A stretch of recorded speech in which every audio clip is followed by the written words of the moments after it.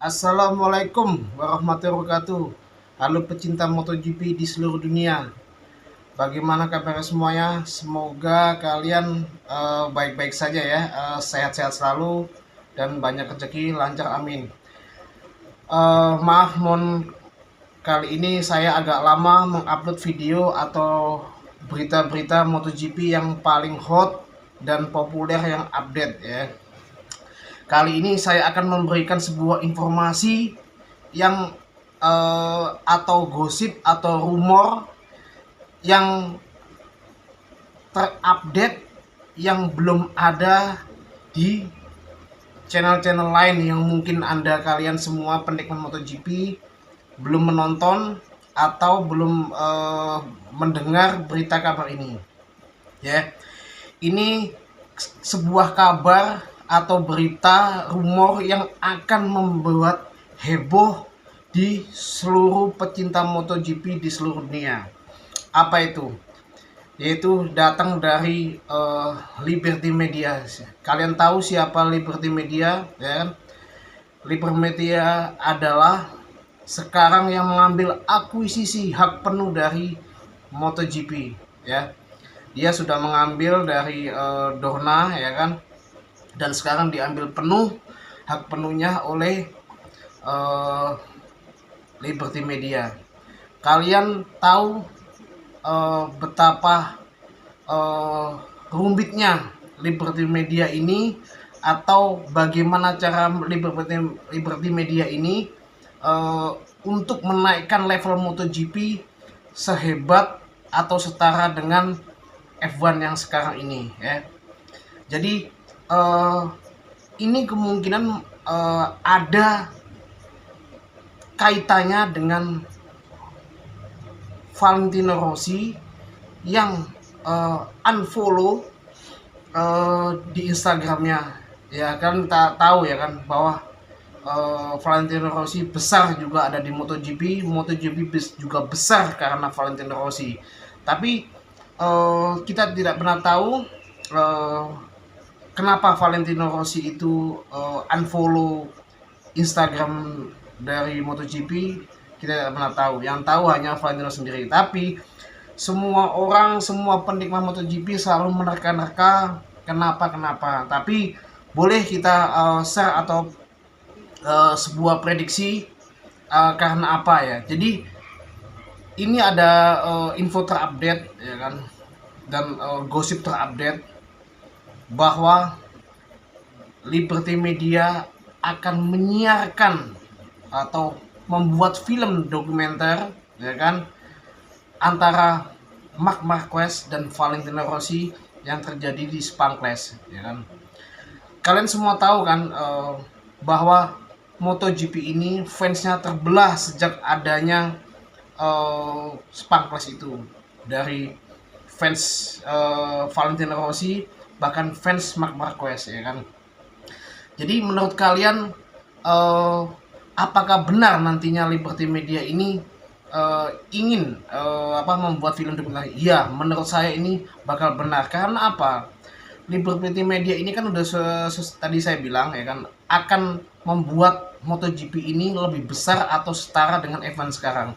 Dulu F1 tuh jauh, penikmat F1 tuh jauh daripada MotoGP, karena semua orang yang datang atau yang menonton itu hanya ingin melihat Valentino Rossi, hanya tahu nama Rossi, MotoGP itu ya Rossi gitu ya kan. Tapi ketika Marc Marquez hadir dengan adanya Sepang Clash kemarin, semua fans itu jadi terbelah ya kan. Ya ada yang pendukungnya Valentino Rossi, bahkan Marc Marquez sampai sekarang. Jadi menurut saya ini topik yang menarik. Kenapa Valentino Rossi terus dikait-kaitkan meskipun dia sudah pensiun kan. Kalian semua tahu bahwa Valentino Rossi, Marc Marquez adalah tempatnya cuan, uang, ya kan? Tempatnya kabar, tempatnya media sosial mencari berita, tempatnya para wartawan, para penyiar TV. Hanya dua orang itu, sosok itu, yaitu Valentino dan Marc Marquez ya kan. Jadi nanti ketika Liberty Media akan menampilkan film dokumenter antara Valentino Rossi dan Marc Marquez, ini akan menjadi heboh lagi ya kan. Dan kemungkinan MotoGP akan lebih ramai lagi. Itu siapa yang menjadi sasarannya? Ya tidak lain dari VR4 Academy ya kan, VR46 Academy, Pecco Bagnaia ya kan, ada Marco Bezzecchi ya kan, Luca Marini, ada Franco Morbidelli ya kan, terus ada ikut nanti Pedro Acosta jika jadi ke tim VR4 Academy 46 ya. Jadi menurut saya ini ya kan, Liberty Media ini ingin menaikkan MotoGP ini. Dia tahu bagaimana cara mempromosikan MotoGP ini sehebat Rossi, meskipun tanpa Rossi meskipun tanpa ada Rossi di MotoGP, Liberty Media ini tahu bagaimana caranya meningkatkan level ini ya kan, bagaimana cara mereka banyak penonton, mereka tahu ya kan. Jadi biasa seperti media-media lain atau wartawan lain atau konten-konten lain yang menggoreng sana sini, oh kok nggak ada Valentino Rossi, kan udah pensiun, kenapa sih bahas, kayak emang nggak bisa move on apa-apa. Ya memang ya kan, kalian tahu siapa itu Valentino ya kan. Bahkan nomor 46 pun sampai sekarang anak kecil pun ya kan, 46 itu tahu siapa 46 ya kan. Dan semua orang bahkan sampai kakek dan sampai sekarang pun pasti Valentino Rossi yang disebut. Dan Valentino adalah tempatnya uang ya kan. Jaringan internet semua menyebut Valentino Rossi selalu uang, dialah uang ya kan. Valentino Rossi sama dengan uang, sama juga Marc Marquez untuk saat ini. Mereka dua juara dunia ini, legenda ini adalah tempatnya uang ya kan. Mana sih orang hidup ini tidak butuh uang? Semua butuh uang, ujung-ujungnya uang ya kan ya. Jadi ada yang bilang Rossi pensiun nggak ada yang nonton ya kan. Oh tidak ya kan. Ada yang bilang juga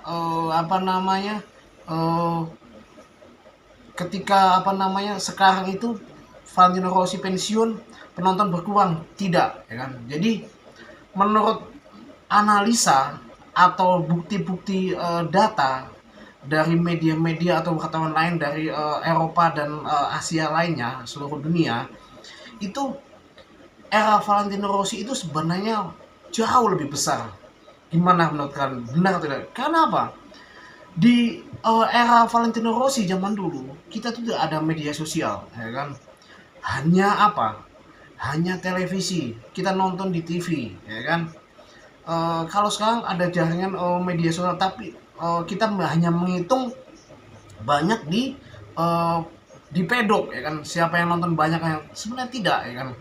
Karena di zaman era Valentino Rossi itu hampir semuanya, seperempat dunia itu menonton, dan disitulah orang-orang itu menghitungnya dari situ ya kan, dari internet yang masuk ke channel-channel TV ya kan.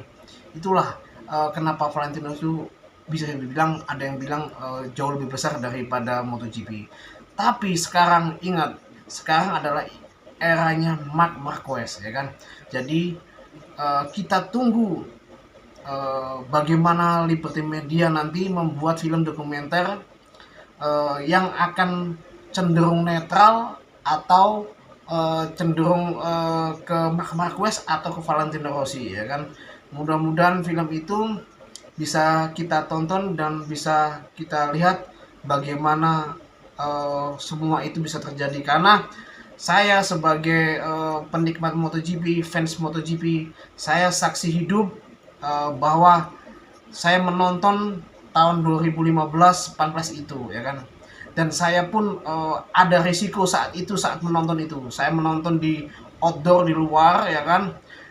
Sampai saya mengorbankan beberapa pekerjaan saya demi menonton Pancrase itu ya kan, Malaysia itu kita pernah tahu, tapi akhirnya itu terjadi. Pancrase itu saya menonton, saya saksi hidup, dan saya melihat langsung bagaimana cara semua itu terjadi. Dan tahun 2015 itu saya menonton, tidak terlewatkan ya. MotoGP saat itu ya kan. Jadi oke, kali ini sirkuit yang akan dihadapin oleh para MotoGP yaitu minggu besok adalah di sirkuit Sandschering Jerman ya kan, dimana Marc Marquez adalah raja dari Sandschering ya kan, King of Sandschering ya. Jadi dia ada 10 kali kalau nggak salah ya dia menang di Sandschering. Jadi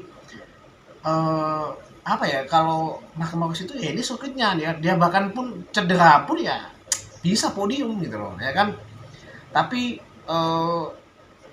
kali ini Pecco Bagnaia menyatakan bahwa infonya, rumornya ada dari balik-balik teman-teman namanya menemukan sebuah cara untuk menghadang Marc Marquez di Sandschering ini, dan bahkan meramalkan atau membuat nanti Marc Marquez tidak akan juara di race di Sandschering, bukan Marc Marquez nantinya ya kan.